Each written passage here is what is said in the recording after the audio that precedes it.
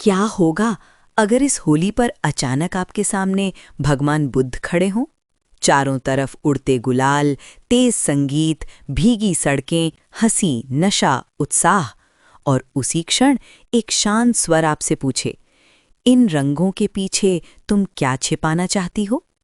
क्या होली सिर्फ एक त्योहार है, या ये हमारे भीतर के लोभ, द्वेष और मोह को उजागर करने का दिन है?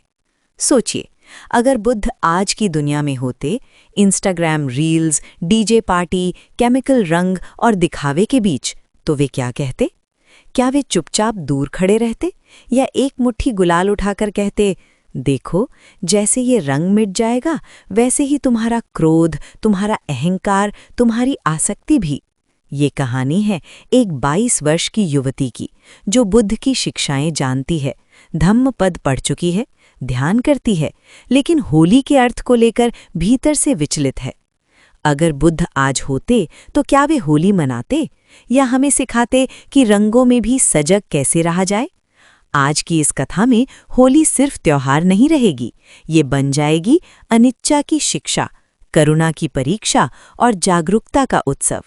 रंग उड़ेंगे, पर जो बात आज समझ में आएगी वो शायद जीवन भर साथ रहेगी। हल्की सी ठंडी सुबह थी, मार्च का महीना, हवा में रंगों की गंध घुलने लगी थी। बाजारों में गुलाल के ढेर, पिचकारियों की कतारें और मोबाइल पर हैप्पी होली के संदेशों की बाढ़। अनन्या बौद्ध दर्शन की छात्रा थी। उसने धम्मपद, मध्यम निकाय और संयुक्त निकाय के कई सूत्र पढ़े थे। वो जानती थी अनिच्छा, दुख, अनत्ता, अनात्मा। वो प्रतिदिन ध्यान करती थी, फिर भी होली आते ही उसके भीतर एक प्रश्न उठता, अगर बुद्ध आज होते तो होली को कैसे देखते? क्या वे इस उत्सव को स्वीकार करते? क्या ये इसे मोह और उन्माद का प्रतीक मानते, या इसमें भी कोई गहरी साधना छिपी होती? इन प्रश्नों के साथ वो विश्वविद्यालय के पास बने एक शांत बौद्ध विहार चली गई।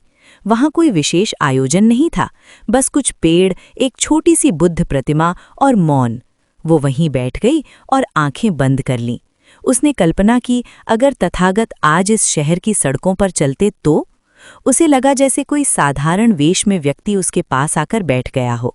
न कोई दिव्य आभा, न चमत्कार, बस गहरी, स्थिर दृष्टि। भंते, उसने मन ही मन कहा, आज होली है, लोग रंगों में डूबे हैं, क्या ये मार्ग से भटकना है? जैसे उसके भीतर से ही उत्तर आया, अनन्या, तुम क्या देखती हो? मैं उत्साह देखती हूँ, पर साथ ही उन्मादगी। लोग सीमा भूल जाते हैं, कई बार दूसरों की इच्छा का सम्मान नहीं करते। तुमने ठीक देखा, वो स्वर शांत था। जहाँ अज्ञान है वहाँ अति होगी, पर जहाँ स्मृति है वहाँ उत्सव भी साधना बन सकता है। अनन्या को सतिपट्ठान सुत्त की पंक्ति याद आई, आतापि संपजानो सतिमा, अर्थात उत्साहपूर्वक, पूर्ण जागरूकता और स्मृति के साथ। वो सोचने लगी, क्या होली में भी स्मृति संभव है? भंते, उसने पूछा, रंगों का क्या अर्थ होगा? उत्तर आया, रंग अनित्य हैं, सुबह गहरे, दोपहर में फीके, शाम तक विलीन।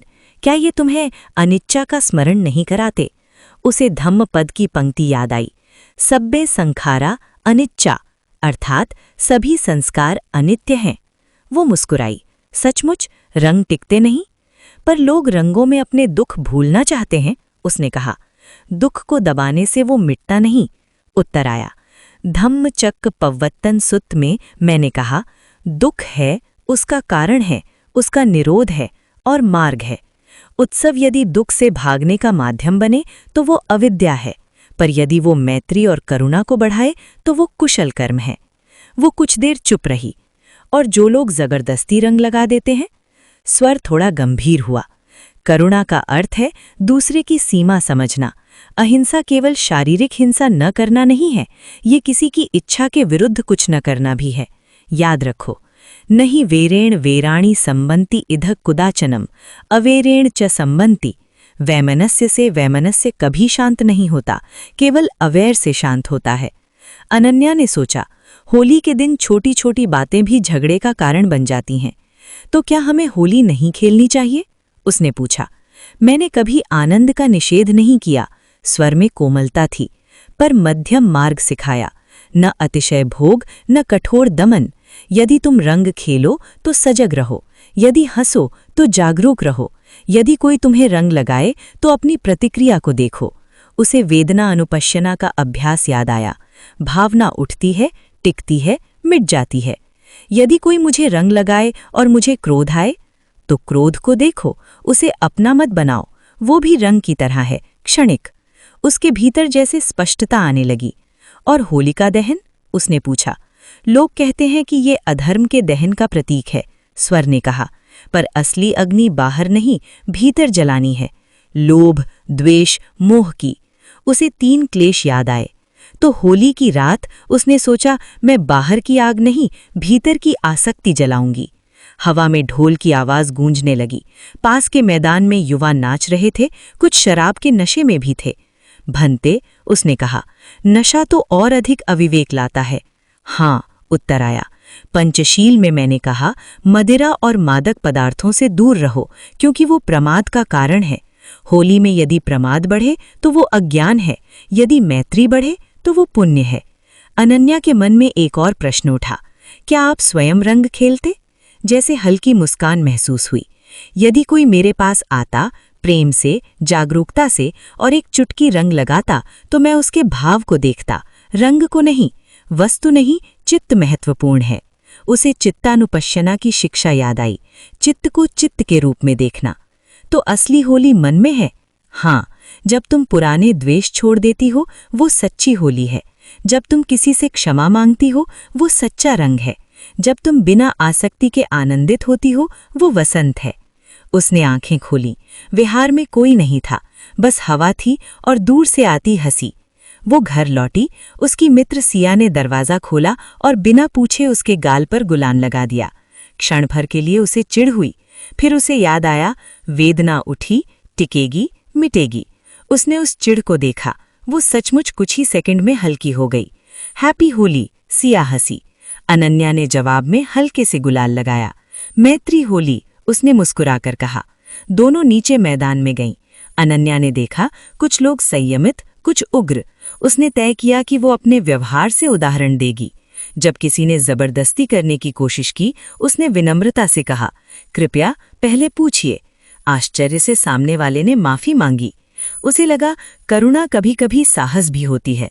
दोपहर तक उसके कपड़े रंगों से भर गए, पर भीतर एक अलग शांति थी। वो हर भावना को देख रही थी, उत्साह, हल्की थकान, हंसी, असुविधा।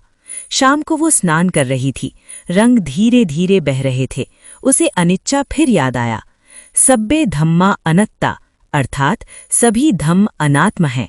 रंग उसका नहीं था, शरीर भी स्थायी नहीं, भाव भी नहीं, पर जो बचा था वो जागरूकता थी। रात को उसने अपनी डायरी में लिखा, यदि बुद्ध आज होते तो वो होली का विरोध नहीं करते। वे हमें सिखाते कि रंगों में डूबकर भी चेतना में स्थिर रहो। उत्सव को पलायन मत बनाओ, उसे करुणा का विस्तार बनाओ। उसने सोचा, शायद सच्ची होली यही है।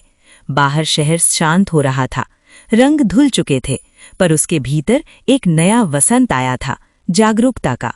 और उसने समझा, होली रंगों की नहीं, चित्त की परीक्षा है। यदि चित्त निर्मल है तो हर दिन होली है, यदि चित्त कलुषित है तो रंग भी धूल मात्र हैं। उस रात उसने सोते समय केवल एक वाक्य दोहराया, अप दीपो भव, अर्थात स्वयं अपना दीपक बनो। और उसे लगा, शायद आज उसने होली को सच में समझा।